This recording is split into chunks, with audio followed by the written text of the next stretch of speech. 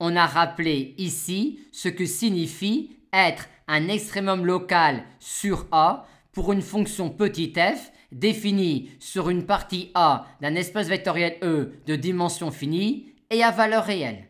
Et bien noter que dans la notion d'extrémum local de petit f, dans la définition de petit f, il y a la partie A sur laquelle on fait agir petit f. Ainsi, parle-t-on d'extrémum local sur A de petit f. Et on voit ici et là l'impact de la partie A. Maintenant, dans le cas particulier important où l'on parle d'extrémum local sur un ouvert, on a alors qu'un point x0 de l'ouvert est extrémum local de petit f sur l'ouvert si et seulement si il existe une boule ouverte de centre x0 et de rayon petit r incluse dans l'ouvert, telle que sur la boule, la valeur de petit f en x0 soit la valeur maximale ou la valeur minimale de petit f sous la boule ouverte. Et dans ce cas-là, si x0 est un extrémum local de petit f sur l'ouvert, et si f est différenciable en x0, alors la différentielle de f en x0 sera la forme linéaire nulle sur l'espace vectoriel E. Et x0 sera alors ce que l'on appelle un point critique de petit f sur l'ouvert.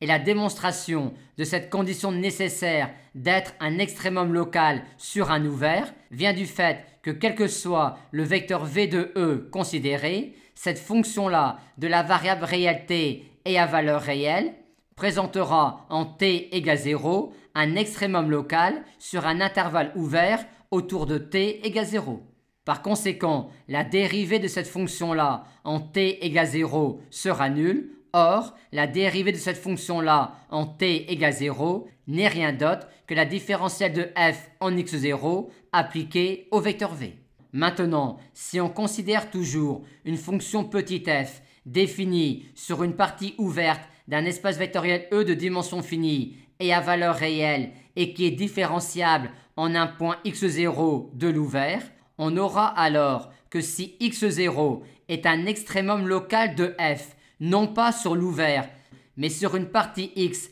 incluse dans l'ouvert, alors on n'aura pas forcément la différentielle de f en x0 qui sera la forme linéaire nulle sur E, mais on aura que la différentielle de f en x0 va s'annuler en tout vecteur v tangent à grand X au point x0. En effet, si on considère un vecteur tangent v à x en x0, on peut alors construire un chemin dans grand X passant par x0 et pour lequel le vecteur v est vecteur tangent au chemin en x0.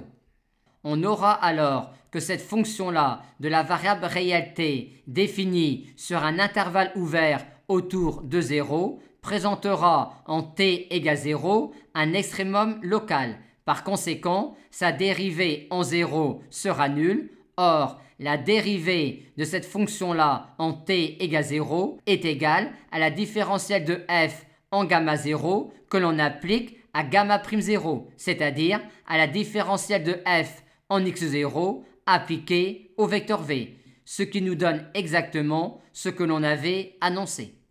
En résumé, on a une fonction petit f définie sur un ouvert oméga d'un espace vectoriel E de dimension finie et à valeur réelle. Et x0, un point de cet ouvert en lequel f est différenciable.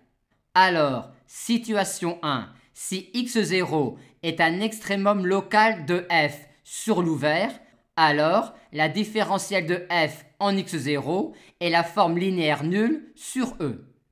Situation 2, si maintenant x0 n'est pas un extrémum local de petit f sur l'ouvert, mais sur une partie grand X incluse dans l'ouvert, alors on aura seulement que la différentielle de f en x0 s'annule en tous les vecteurs v qui sont tangents à la partie grand X en x0.